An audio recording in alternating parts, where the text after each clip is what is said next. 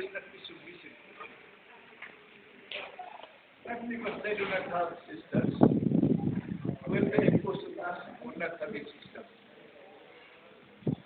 It is Alpha Sigma Phi Philippines that makes Alpha Sigma Phi International, not Alpha Sigma Phi. Why? If it is only Alpha Sigma Phi, it's Alpha Sigma Phi. In fact, that I have brothers there in the Philippines and sisters in the Philippines, Christian International. The fact that Alpha Sigma Phi Philippines was able to create chapters in Saudi Arabia, Jeddah, and in Dubai, and some are even in Canada, it makes Alpha Sigma Phi International.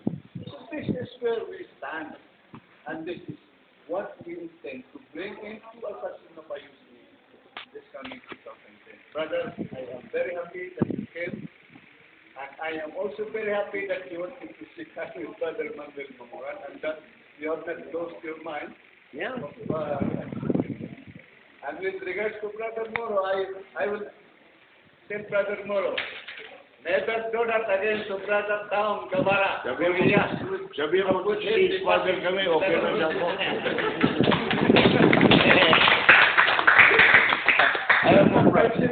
Alam mo, Brad, no, you mentioned why I'm here, no? I've been here 3 times already. Dito sa Marawi, no? In fact, I consider Brad ito parang kahila ko lugar. Very close ako sa hindi ko maragaw. I travel around undergraduates talaga. Focal point ko, expansion, always. I was in Tagum, revival. Kaya ko siya, my life talaga is Alpha. Paano ko eh. Even sa initiation, I want hybrid. When you say hybrid, adapt the good practices in America, pati combine ba? Not necessarily I want to discard American. May mga good practices sila, okay sa akin. That's what I want. And I always emphasize it, I don't like in toto yung 100%. Yung, mahalo yung good practice, kanta nila, okay, we adapt. Parang ganun ako.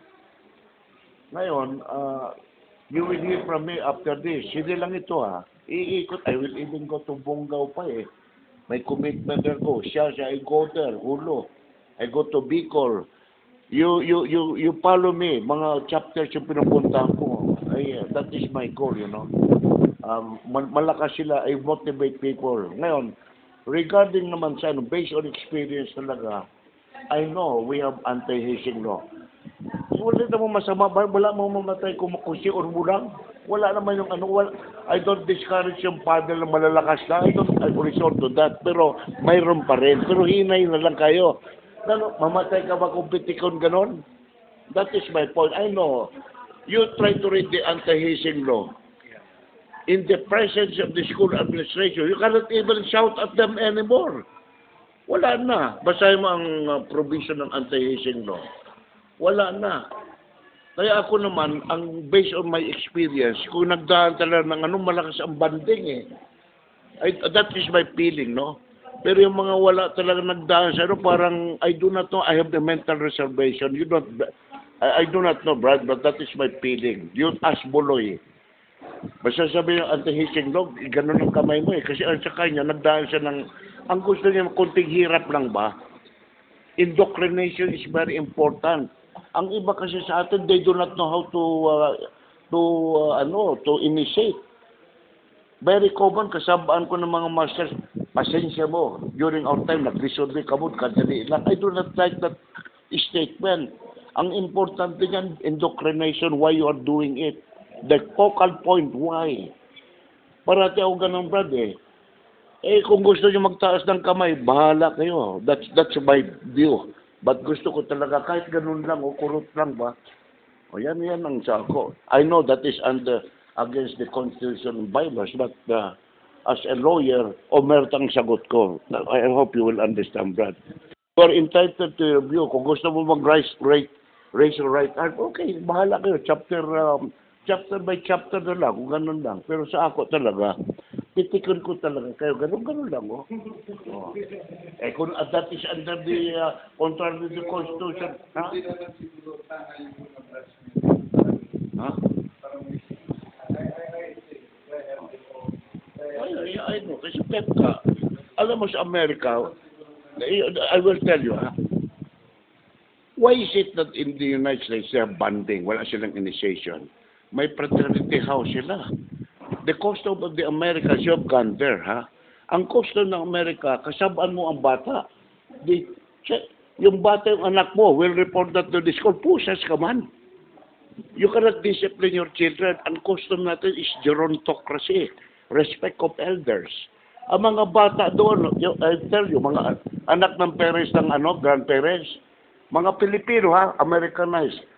Lolo, you're eating our food. Mga bata, ha, anak mo, grandchildren, you're eating your food. You've been staying in my room for how many days? When are you going to leave? Ganun ang mga, ha? O yan ang American way. Pagdating ng 18 years old sa America, they know how to play. Sipayan na naman sa bahay. Tayo, extended family tayo, have a different culture. Pagdating ng 65, ilagay ka rin sa senior citizen. O tayo, paano tayo? We have sa atin, pag anak-anak mo yun, generation from generation, walang trabaho, sa bahay pa rin eh. Now, we have a different culture. Ang Alpha Sigma Pi Philippines is based on Filipino custom and tradition.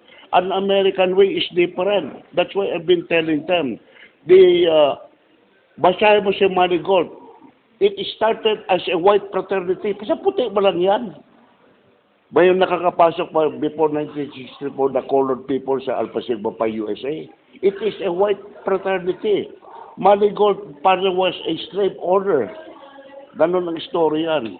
But pagdating ng civil rights in 1964, when Johnson ganon, little by little they accept colored people. That's how it is. That's why we need to have some reservation.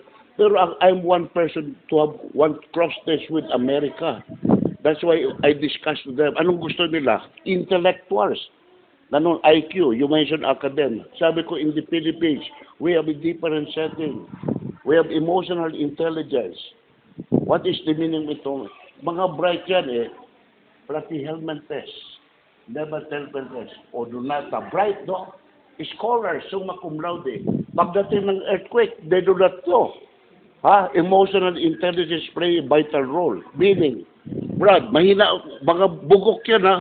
Brad, call 911. Brad, call police. Mahusay yun, di ba? Better than yung mga summa cum laude. Number 2, I mentioned with the Americans. We practice kinesthetic intelligence. Jordan can be an alphans. Manny Pacquiao ko sa ato can be an alphans. He earns millions. Hindi bright yan. Barbara Streisand, bugok mo yan sa math, but he earns millions. Smith can talk 7 languages in 1 month, but he mahina sa klase. Sabi ko sa mga Amerikano, we have a different setting in the Philippines. Kayo, IQ, kayo kami, we have different view. I do not know if you agree with me. Mahina ko sa klase. We have Freddy Graciosa, drop out pa ba no? Ako, drop out ako sa UP. I formed the Alpha Sigma Pi at CMU. Freddy Graciosa, formed the fraternity, drop out of the CMU. He formed that sa Bohol. Hindi ba, Brad? O ito, product yun, no? No, you are here now because of Brad Mike. See? Oh, IQ is bullshit. Para sa akin yung bullshit. Anong IQ? Hindi ba, Brad? Emotional intelligence, importante. Have you heard, Ayaw ba yung mga summa cum laude, magna cum laude, under pa sila sa mga bugok sa mga companies, sa private companies, sa mga, you see that one, sa mga makontray, mga gano'n, nagulat ka sa, puta, it took him 8 years to finish his BS Agriculture. Manager siya, mga under niya, summa cum laude, mahusay magsalita, mahusay ang PR. Yung mga bright po, nakagano yung mga slogo yung putra, they cannot even, that's how, I don't discredit bright people. We have Douglas MacArthur, bright sa emotional, bright sa utak. But some bright people, in case of conflict between bright people and emotional intelligence, I prefer yung sa emotional eh. Yung marunong mag-discarte ba? Street smart ba? Yun ang gusto ko, street smart. He cannot, yung bright people, you can sell Santa Cruz Bridge eh. O, di ba? O bright siya eh. Yung are you going to buy Plaza Loton? Bibili niya kasi bright siya eh. Ang smart people, alam niyo, binuwa na eh. Yeah, I'm telling you. Tama ba yan, Brad? Yung mga academic po. I hope this, it's only my, I need to make jokes. Alam mo, I will tell you a story, Brad. We have a lawyer. Lawyer to, top-notch babae. Ngayon, may pare ba siya na client ba? Ngayon, na-accuse of rape. Rape ba?